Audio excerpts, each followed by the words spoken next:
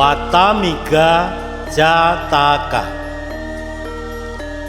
Kisah ini disampaikan Guru Agung Buddha ketika beliau berada di Jetavana.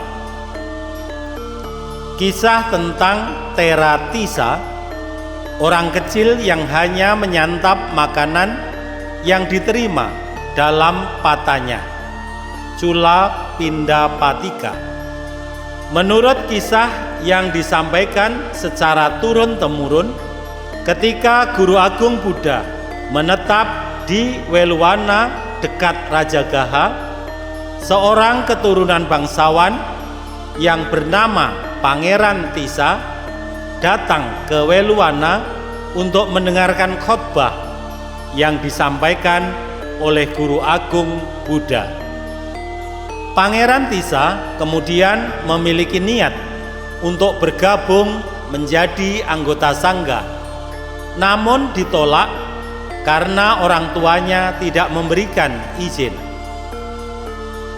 Pangeran Tisa baru mendapatkan persetujuan dari orang tuanya setelah mengikuti rata pala dan mogok makan selama 7 hari. Akhirnya ia menerima penahbisan dari Guru Agung Buddha. Sekitar 2 minggu setelah menerima anak muda ini, Guru Agung Buddha meninggalkan Weluwana menuju ke Jetavana, di mana bangsawan muda ini menjalankan 13 latihan atau moralitas Dhutanga dan menghabiskan waktunya dengan mencari dana makanan dari rumah ke rumah tanpa melakukan hal lain lagi. Dengan nama Teratisa, orang kecil yang hanya menyantap makanan yang diterima dalam patanya atau Cula Pindapatika, ia menjadi bersinar yang terang dan bercahaya dalam ajaran Buddha, laksana bulan di langit. Saat sebuah perayaan sedang berlangsung di Rajagaha, orang tua Tera tersebut meletakkan perhiasan-perhiasan kecil yang biasa dipakainya saat masih merupakan umat awam ke dalam sebuah kotak perak, menempelkan kotak itu ke dada. Ibunya meratap, "Dalam perayaan yang lain, anak kami mengenakan perhiasan yang ini atau itu. Ketika mengikuti perayaan-perayaan tersebut, dia, putra tunggal kami, telah dibawa pergi oleh Pertapa Gotama ke kota Sawati. Di manakah ia duduk atau berdiri sekarang ini?" Seorang pelayan wanita yang masuk ke dalam rumah melihat majikannya sedang menangis, menanyakan mengapa ia menangis.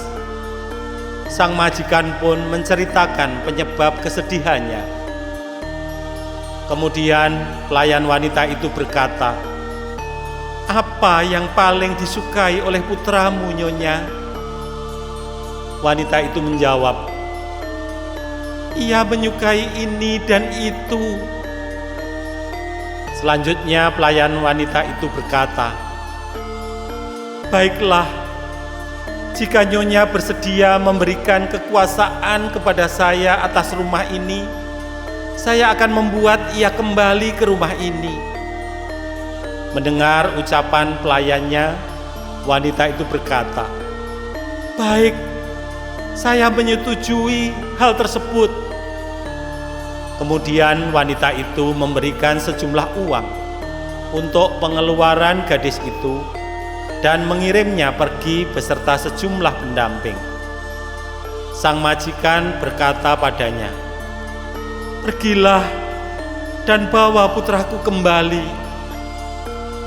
Gadis pelayan itu menaiki tandu dan segera berangkat ke Sawati.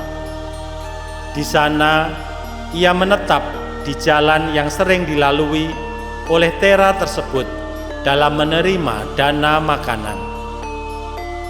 dengan dikelilingi pelayannya sendiri dan tidak membiarkan Tera itu melihat pelayan ayahnya. Ia memperhatikan saat Tera itu muncul di jalan, lalu mendanakan makanan dan minuman. Setelah mengikat Tera itu dengan rangkaian rasa yang membuatnya ketagihan, ia membuat Tera itu selalu datang ke rumahnya. Hingga akhirnya ia yakin bahwa dana yang ia berikan telah berhasil membuatnya menguasai Tera tersebut. Setelah itu, ia berpura-pura sakit dan berbaring di bilik dalam rumahnya.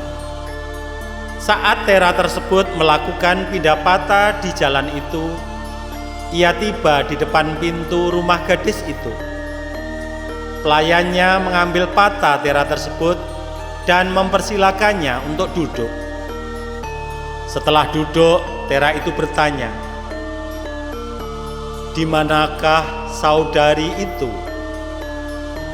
Pelayan gadis itu menjawab, "Ia sedang sakit, Bante. Ia akan senang melihat kedatanganmu."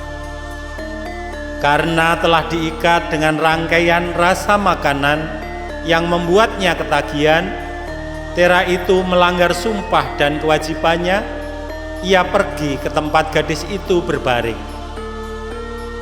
Gadis itu menceritakan alasan kedatangannya, membuat ia sedemikian rupa karena ketagihan akan rasa bersedia meninggalkan sangga. Saat masih berada di bawah pengaruh gadis itu, ia dimasukkan ke dalam tandu dan kembali ke Raja Gaha bersama rombongan itu. Kejadian itu tersiar di mana-mana.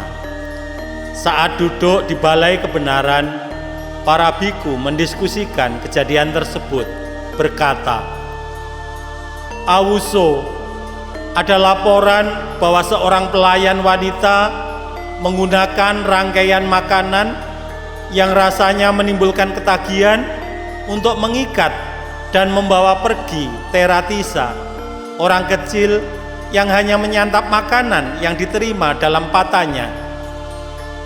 Guru Agung Buddha memasuki balai kebenaran dan duduk di tempat duduknya yang dihiasi dengan batu permata dan berkata, "Wahai para biku, apa yang menjadi topik pembicaraan pertemuan ini?"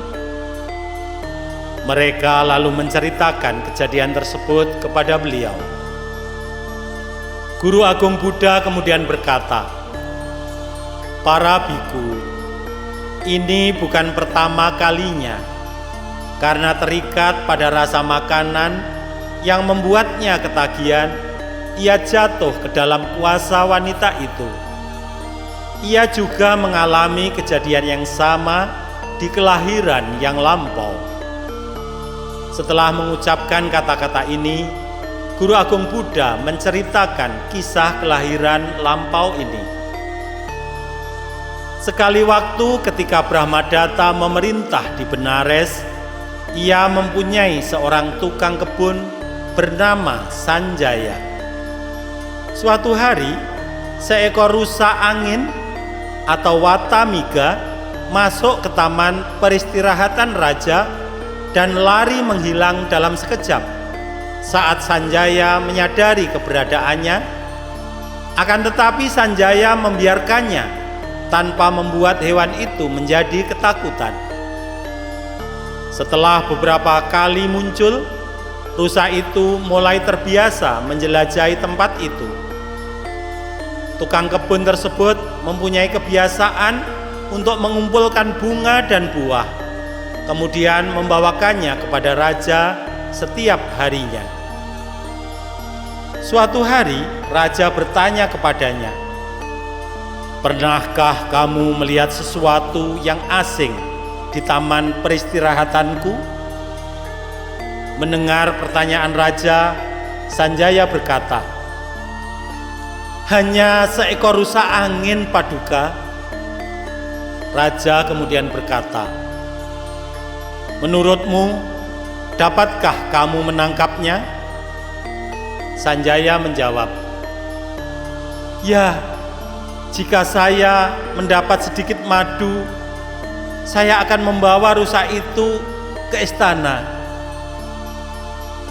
Selanjutnya raja memerintahkan agar madu diantarkan kepada tukang kebun itu. Setelah mendapatkan madu dari raja, tukang kebun kemudian pergi ke taman peristirahatan raja dengan madu di tangannya. Mula-mula ia mengoleskan madu ke rumput, ke tempat yang sering didatangi oleh rusa itu. Kemudian Sanjaya bersembunyi. Ketika rusa itu muncul dan merasakan rumput yang telah diberi madu, ia terjerat oleh rasa harum rumput itu, sehingga ia hanya akan datang ke tempat itu saja. Melihat jeratannya telah memberikan hasil yang baik, tukang kebun itu secara berangsur-angsur memperlihatkan diri kepadanya. Kehadiran tukang kebun membuatnya melarikan diri di hari pertama dan di hari kedua.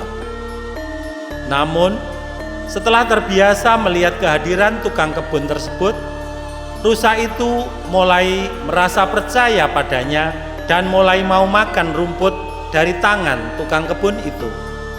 Tukang kebun yang menyadari bahwa ia telah memenangkan kepercayaan hewan itu mulai menyebarkan cabang pohon hingga setebal permadani untuk menutupi jalan setapak di taman peristirahatan raja. Kemudian mengikat sebuah labu yang telah dipenuhi oleh madu di bahunya dengan menempelkan seikat rumput di pinggang bajunya. Tukang kebun menjatuhkan sedikit demi sedikit rumput yang telah diolesi madu itu di hadapan rusa tersebut, hingga akhirnya mereka tiba di dalam istana. Begitu rusa itu menginjakkan kakinya di dalam istana, mereka segera menutup pintu.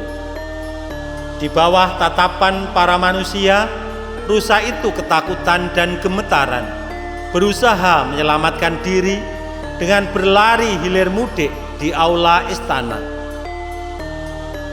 Raja turun dari kamarnya yang berada di tingkat atas istana, melihat hewan yang sedang gemetaran itu, kemudian berkata, "Begitu takutnya rusa angin ini, sampai-sampai selama seminggu penuh tidak akan mengunjungi tempat yang ada manusianya, dan tempat di mana ia pernah ditakut-takuti, ia tidak akan pernah kembali sepanjang hidupnya." Namun, karena terjerat oleh rasa yang begitu menggoda, hewan liar dari hutan ini benar-benar telah datang ke tempat seperti ini. Sungguh, teman-temanku, tidak ada hal yang lebih hina dibanding rasa yang penuh godaan itu. Ia memasukkan ajarannya dalam syair di bawah ini. Tidak ada hal yang lebih buruk lagi dibanding jerat nafsu rasa, baik di rumah maupun di tempat teman. Demikianlah rasa itu berhasil membuat Sanjaya membawa rusa liar ini datang ke sini. Dengan kata-kata inilah raja melepaskan kijang itu kembali ke hutan. Saat Guru Agung Buddha telah menyelesaikan uraiannya, beliau mengulangi bahwa biku itu pernah jatuh pada kekuasaan wanita tersebut di kelahiran yang lampau, sama seperti yang terjadi di kelahiran ini. Kemudian mempertautkan kedua cerita dan menjelaskan tentang kelahiran itu dengan berkata, gadis pelayan itu adalah Sanjaya, Cula Pindapatika adalah rusa, dan Raja Benares adalah Guru Agung Buddha sendiri.